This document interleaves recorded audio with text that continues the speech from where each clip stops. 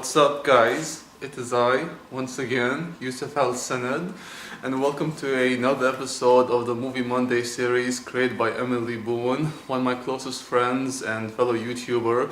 The link for her channel is down below in the description box. Please check her channel out. She's a really awesome YouTuber and one I'm proud to call my friend. And today's topic, it's going to be on my top 5 favorite romance movies. And guys, I am a huge sucker for romance films. I mean, it's my favorite genre in films, and it's really something that always connects with me, these love stories. And the 5 movies on my list aren't the happiest of love stories, because these are the stories that really do touch me in a real emotional way, and I'm a very emotional person once again, and these seem the most real to me. And they are all, you could say, tragic love stories or dramas, but they are the ones that I relate to most. And I have never been in love before. I haven't found my partner, whether it's a man or woman. I hope to someday, but here's how the list goes. At number 5, we have Nick Cassavetes' The Notebook. The Notebook was the first film I saw Ryan Gosling and Rachel McAdams for the first time, and they really are an enduring couple in this film. Now, I read that they had a lot of issues, and they really hated each other, I believe, on set or in the aftermath of the making of The Notebook. They seem so close and so intimate, and they really do feel perfect with each other. I mean, they complete each other. They are each other's positive and negative. And as much as they really loathe each other, and as much as they argue, they really seem like they are genuinely in love. And so when I read that they really didn't like each other and the aftermath of the making of The Notebook, it really broke my heart. And when you see Ryan Gosling and Rachel McAdams win the MTV award for Best Kiss of the Year, and how they kiss each other on stage, in front of the audience, and the people were going crazy for them, so was I. It really is sad, but I guess love is enduring, but love can also, it can't last forever. And in the case with Rachel and Ryan, they really were they were like, how you say, peas and carrots, but eventually that peas and carrot would have to expire, and their love did. But this will be a story between these two I will never forget, because they really are a perfect couple. While not the happiest, they really fit each other so well. They really did. At number 4, we have the South Korean romance film A Moment to Remember, which was released in 2004. And this film, I've seen it only once, and it's a pretty long film, but it's a story about this man named Choi who meets a girl named Kim. And at first it seems like mere chance they meet each other, but eventually they realize that this is destiny and how these two are meant for each other. The only downside is that Kim has what you say Alzheimer's disease, and I think she has a very early stage of Alzheimer's, and how she is slowly losing her memory. And so when these two are together and they're building their moments and they're sharing their experiences and love with each other, eventually the Alzheimer's will catch up to her, and she'll forget everything she remembers about her beloved. Hence the title of the movie, A Moment to Remember. And it's really a heartbreaking story. And guys, when I watch these kind of stories, I get very emotional, and it really does hit a core with me. But once again, it's something I really do relate to. And unlike those Kate Hudson or Drew Barrymore or any of these cliche chick rom-coms, whatever you want to call them, these are the ones that really relate to me. I believe others will feel the same. It's the most realistic love stories you can ever find, and A Moment to Remember is one of those movies that really has an enduring love story, which is not just real, but it feels so genuine in the way the love is portrayed, and how these two, despite the fact that she's going to slowly lose her memory, Kim I really feel like Choi loves her and will do whatever it takes to make sure that she's well taken care of, and that he'll always be there for her no matter what. You know, guys, a lot of times when a girl feels like they aren't perfect for their man and they don't really fit their quality or their view on what a girl should be, and then you see a guy like Choi who loves her for who she is and doesn't care if she's going to lose her memory or not. These are the kind of stories I love, and Choi really is the ideal man you want in a relationship. I really do love him so much. What he goes through, especially when you learn his backstory of his mother and how she treated him, it really did broke my heart. And this is not one of the most happiest love stories you'll find, but one of the most beautiful I've ever seen personally, and it's something I really do love, guys. It's such a beautiful, albeit tragic love story, but one you should definitely check out. At number 3, we have Derek Cian Francis' Blue Valentine. Blue Valentine is a movie that stars Ryan Gosling and Michelle Williams, and this film was I think it was released in 2010, and Michelle Williams was nominated for a Academy Award for Best Actress, and sadly Ryan Gosling wasn't nominated. The award nomination went to Javier Bardem, who starred in Beautiful. He really did deserve the nomination, Javier, but I'm kind of sad that Ryan Gosling wasn't nominated. But this movie really is one of those true tragic love stories that portrays how a young couple meet each other. It's the classic love at first sight, a boy meets girl kind of story, and how when they marry, their love doesn't last long, and then you look back on the relationship and question how would they be if they never met each other, and whether or not you going after a girl or a boy based on your feeling towards them, this whole love at first sight thing, and whether or not it will lead to happiness or it will lead to sadness. It's a very sad journey that Dean and Cindy go on, and Dean and Cindy are a very complicated couple. I mean, a lot of people who saw the movie the first time will support Dean and how he's a very nice guy, he's a very sweet father and loving husband, and yet Cindy doesn't seem happy with him because obviously he has no ambition. It doesn't seem like he's someone who's going for a higher goal, and she wants the best for him, and yet Dean seems happy where he is, taking care of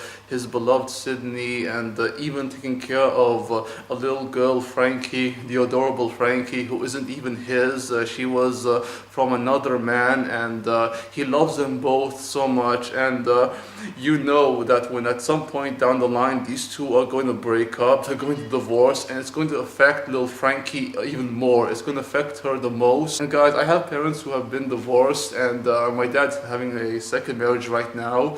So every time I watch this movie, it does trigger my emotions in a very deep, real way. And when the biggest concern for me is Frankie, and even though this story is not real, I worry for Frankie and how her emotional state will be, because knowing that her parents divorced and how she goes from that very happy, sweet girl to whatever she's going to be later on. And I'm going to blame the parents on this. When you have a family and they have a child, it's always going to affect the child the most, what happens between the couple, their parents, and seeing Dean and Sydney, how they were once happy and yet their love eventually goes away, and how they really can't capture that magic they once had, the love at first sight they felt. It's really sad, but what is love in the end? Can you really define love as something from your point of view? No. I mean, love can be anything. It doesn't really have to follow a certain norm or something that society says that this is how love should be, because love can only be felt by the individuals who feel it for one another. And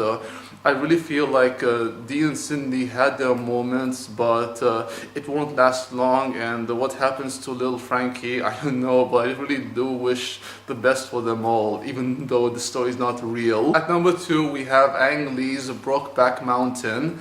Brokeback Mountain is a 2005 love story between Heath Ledger and Jake Gyllenhaal, who play Ennis Delmar and Jack Twist, two cowboys from the 1950s who go onto this mountain known as Brokeback, and how they are basically sheep herders, and they are herding these sheep while on Brokeback, and eventually during their time alone things happen. They connect with each other, they fall in love, and they try to keep it a secret from their respective spouses, which includes Michelle Williams and Anne Hathaway. It's not going to reach any happy conclusion, and you know that Ennis and Jack can't really live a happy normal life, because obviously this was at a time when homosexuality was still seen as something that was unacceptable, and it was stigmatized, and how Jack and Ennis, as much as they want each other,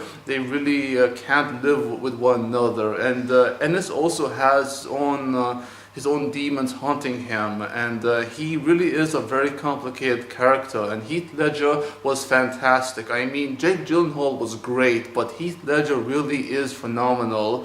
Had Heath Ledger never did The Dark Knight, where he played the Joker very well, I must add, he would have definitely been remembered for this movie, and you can see why, because Heath Ledger really is fantastic in the film. I will forever look at Ennis Delmar and Jack Twist as one of the most enduring couple because of their ups and downs, and because the fact that whether you view it as a homosexual relationship or as a relationship which just happened by chance, they really do love each other. It's love and nothing but love. Love, like the tagline of the film says, is a force of nature, and you can't define love by someone's sexual orientation or by their gender. It's just love, and you really can't add any labels to that, because it's something you feel and not something that, once again, you have to try to figure out. Finally, at number one, we have my favorite love story of all time, and of course one of my favorite movies ever, definitely my favorite, which is Abdel Latif Kashish's 2013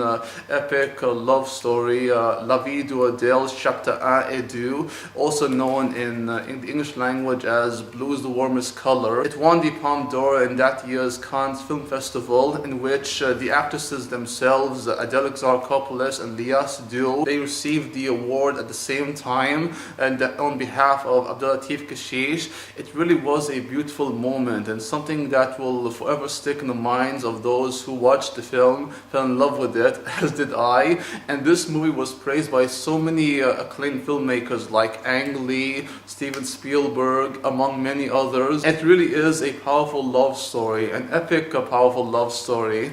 And the story focuses entirely on this young girl named Adèle Exarchopoulos, who at the beginning is unsure of her own sexual orientation, and she doesn't know her own sexuality, and how she discovers herself more and more, and she falls in love with a young boy, but doesn't work out well. And later she meets a girl, a blue-haired girl who is a bit older than her, named Emma, and Emma is a lesbian who loves girls, and Adele, who really was unsure of herself, she falls in love with Emma, and these two start a relationship which has become my favorite in movie history. Their love is the most genuine and the most honest and the most heartfelt, as well as the most intimate, and you can see their passion and desire for one another. Their love and desire is so great and just so powerful. It's become like their own personal addiction. They are addicted to one another, especially Adele, who really can't find anyone that really captures her heart,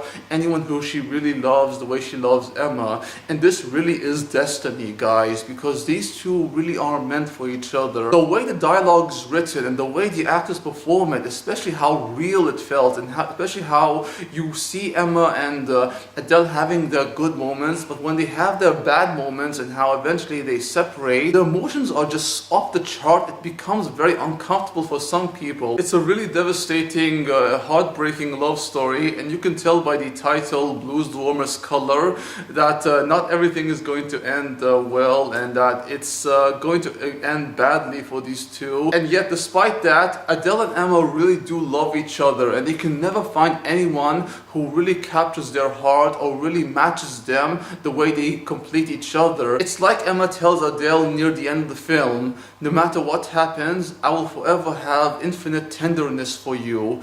And that line really stuck with me, guys. It's one of those lines and those quotes in films I can never forget, because it really does feel real. It feels like a promise that is so genuine and just so powerful. It really did hit me once again in an emotional way. I really do love these kind of love stories, the kind that will stay with you, and the kind that you will never forget. And the love between Adele and Emma really is amazing, and they are without question my favorite couple of all time, and what is my favorite movie ever made. And I really do love this movie, guys. It is without question a masterpiece. It's one of the best films I've seen. Adele and Emma are fantastic, especially Adele. Her performance really is something that set the standards for these young actresses who are just starting, and she was so fantastic, guys. I can't wait to see more of Adele. I already saw her in Les Anarchistes with Tahar Rahim, and so many other films released in Europe soon to come. I can't wait to see more of her. I know this episode has been a very emotional one for me, because a lot of these films really did take me to a dark place in my life, something I really don't want to go back to. In the case with Blues the Warmest Color, it's a movie which I watched at the same time I met my dearest friend and family. She changed my life in a big way, like this movie did. This was during a time when I really hated the world and I really hated people. I didn't want to see the positive aspects in life, and there's still that part of me that's there, that dark side. Yet I always looked at this movie and my dearest friend and beloved family. She's the only one that matters to me.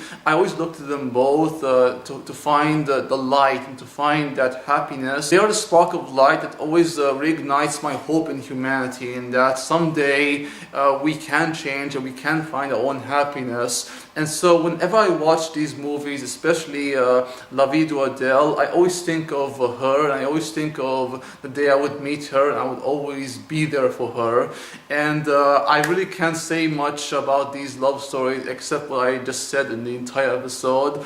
And I do recommend you guys watch each and every one of these movies. And thank you all for watching. Hope you enjoyed the video. If you did, please like, comment, subscribe if you wish. And do check out both Emily Boone and Rachel Wagner's channel. The links for their channel is down below in the description box. And if you want to see more from me, then please check out my gaming channel where I do Let's Play series, gaming content, all that kind of good stuff. Until next time, peace out, take care, adios amigos, au revoir, and sayonara.